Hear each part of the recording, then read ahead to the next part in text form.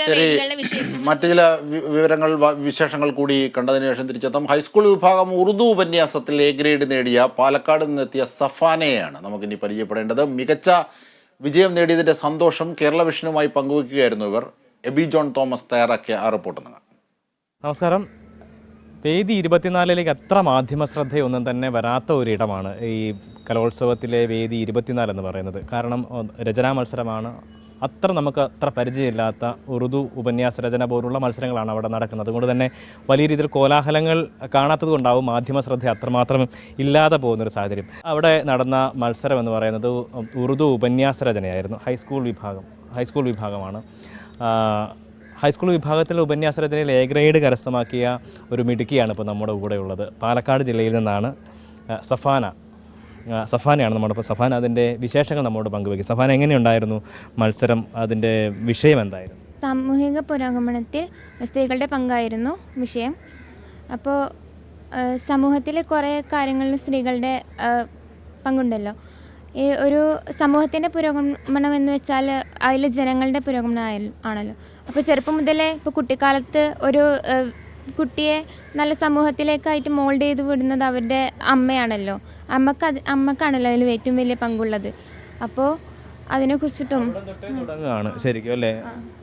അതെ. പിന്നെ ഇപ്പോൾ കുറേ മേഖലകളിലും സയൻസ് മേഖല ആണെങ്കിലും പിന്നെ ഇപ്പോൾ മെഡിക്കൽ ഫീൽഡും അങ്ങനെ എല്ലാ മേഖലകളിലും സ്ത്രീകളുടെ പങ്കുണ്ട്.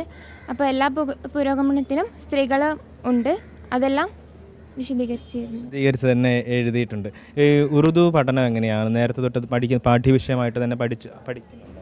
ഞാൻ 5 മുതൽ ഒരു ഉറുദു സ്റ്റുഡൻ്റാണ്. എൻ്റെ മാഷാണ് അൻവർ മാഷ്. അപ്പോൾ ഞങ്ങളുടെ സ്കൂളിൽ ഉറുദുവിന് ഭയങ്കര പരിഗണനയാണ്. എല്ലാം പഠിപ്പിച്ചു തരുന്നു. സ്കൂളിൻ്റെ പേരും കൂടെ doctor K B Menon memorial higher secondary school Thrithala, Palakkad ജില്ലയിലെയാണ്.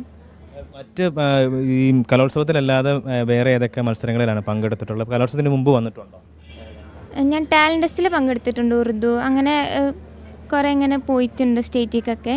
പിന്നെ ഞാൻ മാതൃഭൂമി സീഡിലൊരു പ്രാവശ്യം എനിക്ക് കിട്ടിയിട്ടുണ്ട്. മാതൃഭൂമി സീഡിൻ്റെ സമ്മാനം കിട്ടിയിട്ടുണ്ടായിരുന്നു സ്റ്റേറ്റിൽ വെച്ചിട്ട്.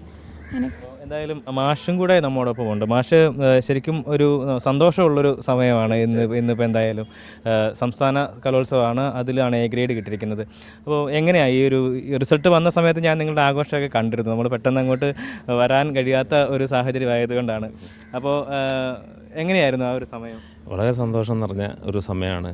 കാരണം ഇവരുടെ മൂത്താപ്പ തന്നെ ഈ സന്തോഷം കാണാൻ വേണ്ടി, അദ്ദേഹം ഗൾഫുകാരനാണ്, ഇവിടെ ഇപ്പോൾ സെറ്റിലായി. അപ്പോൾ അദ്ദേഹത്തിന് സാന്നിധ്യത്തിൽ ഈ ഒരു റിസൾട്ട്, പ്രത്യേകിച്ച് തൃത്താലക്കാർ ഇത് ആഘോഷിക്കുകയാണ്. തൃത്താല കെ ബി മേനോൻ്റെ ഒരു സന്തതിയാണ് ഈ കുട്ടി. ഒട്ടുമിക്ക മത്സരങ്ങളിലും ഇപ്പോഴും 1ാം സ്ഥാനത്ത് നിൽക്കുന്ന, ഞങ്ങൾക്കൊക്കെ അഭിമാനമായിട്ടുള്ള സ്കൂളിൻ്റെ എപ്പോഴും പേര് ഉയർന്നു കാണുന്നതിൽ ഇവളുടെ പേര് 1ാം സ്ഥാനത്ത് തന്നെ ഉണ്ടാവും. മാതൃഭൂമി സീഡ് പുരസ്കാരം വാങ്ങിയിട്ടുള്ള, അവാർഡ് വാങ്ങിയിട്ടുള്ള കുട്ടിയാണ്. അതുപോലെ തന്നെ ഉറുദു അല്ലാമ ഇക്ബാലിൻ്റെ പേരിൽ ഉറുദു ടാലൻറ്റ് ടെസ്റ്റ് വർഷം തോറും നടന്നു വരാറുണ്ട്. ഇത്രയും വർഷങ്ങൾക്കിടയിൽ ആ കുട്ടി എല്ലാ വർഷവും 6 വർഷമായി ഇപ്പോൾ ഉറുദു പഠിക്കുന്നു. ഈ 6 വർഷത്തിൽ ആ കുട്ടി മികവ് പുലർത്തുന്നുണ്ട്. 1ാം സ്ഥാനം തന്നെ വാങ്ങുന്നുണ്ട് സ്റ്റേറ്റിലും. അതാണ് ആ കുട്ടി. എല്ലാം കൂട്ടത്തിൽ ഇരട്ടി മധുരം പോലെയാണ് നമുക്കിപ്പോൾ ഈ ഒരു സമ്മാനം.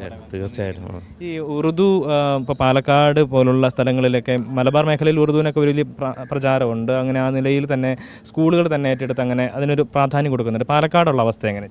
പാലക്കാട് ജില്ലയിൽ ഇപ്പോൾ യഥാർത്ഥത്തിൽ 10ാം ക്ലാസ് വരെ ഉറുദു പഠിക്കാനുള്ള അവസരങ്ങൾ നന്നായിട്ടുണ്ട്. പക്ഷേ ഹയർ സെക്കൻഡറി തലത്തിലേക്ക് വരുമ്പോൾ ഒരൊറ്റ സ്കൂളിൽ പോലും ഉറുദു തുടർന്ന് പഠിക്കാനുള്ള അവസരമില്ല എന്നുള്ളതാണ്. ഞങ്ങളെപ്പോലുള്ള അധ്യാപകരുടെ കൂട്ടായ്മ ഇതിനു വേണ്ടി, KUTA ഇതിനു വേണ്ടി പരമാവധി ശ്രമം നടത്തിയിട്ടുണ്ട്.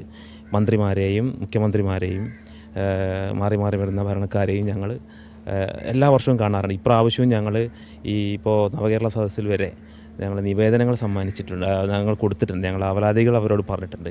നേരത്തെ വന്നുള്ള സർക്കാർ അനുഭവപൂർവ്വം പരിഗണിക്കാമെന്ന് പറഞ്ഞിട്ടുണ്ട്. ഇപ്പോൾ ഞങ്ങൾ ആ പ്രതീക്ഷയിലാണുള്ളത്. കാരണം 10ാം ക്ലാസ് കഴിഞ്ഞാൽ ഈ കുട്ടികൾക്ക് തുടർന്ന് പഠിക്കാനുള്ളൊരു അവസരം പാലക്കാട് ജില്ലയിൽ എവിടെയും ഇല്ല. അപ്പോൾ അത് പരിഗണിക്കണം എന്നുള്ളതാണ്. കാരണം ഇത്തരം ടാലൻ്റായിട്ടുള്ള കുട്ടികൾക്ക് അവസരം നിഷേധിക്കപ്പെടുകയാണ് ചെയ്യുന്നത്. അപ്പോൾ അത് ഒരു മാറ്റം ഉണ്ടാകുമെന്നുള്ള പ്രതീക്ഷയിലാണ് ഞങ്ങൾ അധ്യാപകരും വിദ്യാർത്ഥികളും. തീർച്ചയായും ഈ ഒരു സന്തോഷത്തിൻ്റെ ഘട്ടത്തിൽ നമുക്ക് അധികാരികളുടെ മുന്നിലേക്ക് വെക്കാനുള്ള ഈ ഒരു ആവശ്യം കൂടിയാണ് പരിഗണിക്കപ്പെടേണ്ട ഒരു വിഷയം. പാലക്കാട് പോലുള്ള സ്ഥലങ്ങളിൽ ഉറുദുവിന് ഇത്രമാത്രം ഒരു പരിഗണന നൽകുന്ന ഒരിടത്ത് തുടർ പഠനത്തിനുള്ള ഒരു സാഹചര്യം കൂടി ഒരുക്കേണ്ടതുണ്ട്. അധികാരികളുടെ ഭാഗത്തു നിന്ന് കൃത്യമായ രീതിയിലുള്ള ഇടപെടൽ ഉണ്ടാകുമെന്നുള്ള പ്രതീക്ഷിക്കുകയാണ്. ക്യാമറ പേഴ്സൺ അക്ഷയ്ക്കൊപ്പം എബി ജോൺ തോമസ്, ടീം കേരള വിഷൻ.